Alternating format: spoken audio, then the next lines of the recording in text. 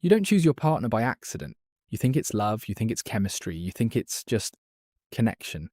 But according to Gabor Maté, your partner choice reveals something much deeper. It reveals your past. Let me explain. Most people believe they're choosing someone based on what they want. But in reality, you're choosing based on what feels familiar, not what's healthy, not what's good for you, but what your nervous system recognizes. Because as human beings, we are wired for familiarity over happiness. Think about your childhood. What did love feel like? Was it consistent, safe, supportive? Or was it unpredictable, distant, conditional? Because whatever love felt like back then becomes your blueprint for relationships today. So if love felt distant as a child, you may find yourself attracted to emotionally unavailable partners. If love felt unstable, you may mistake chaos for passion. If love had to be earned, you may constantly feel like you're not enough. And here's the part most people don't realize.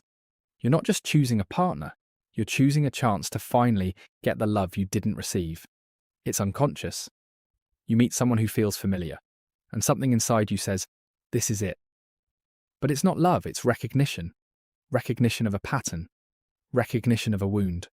Recognition of something unresolved.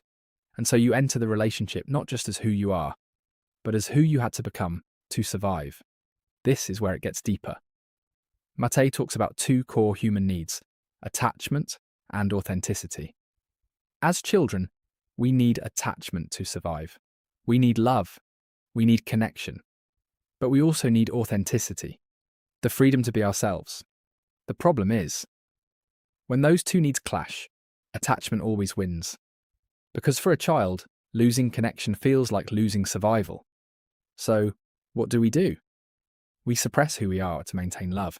We become more agreeable, more quiet, more pleasing, less real. And that adaptation doesn't disappear.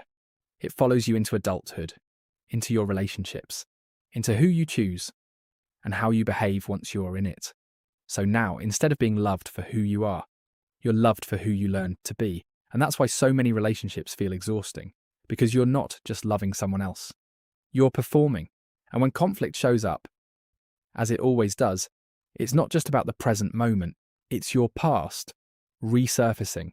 Your triggers, they're not random, they're echoes of moments where you felt unseen, unheard, unloved. And your partner isn't just your partner. They become the mirror, reflecting everything you haven't healed.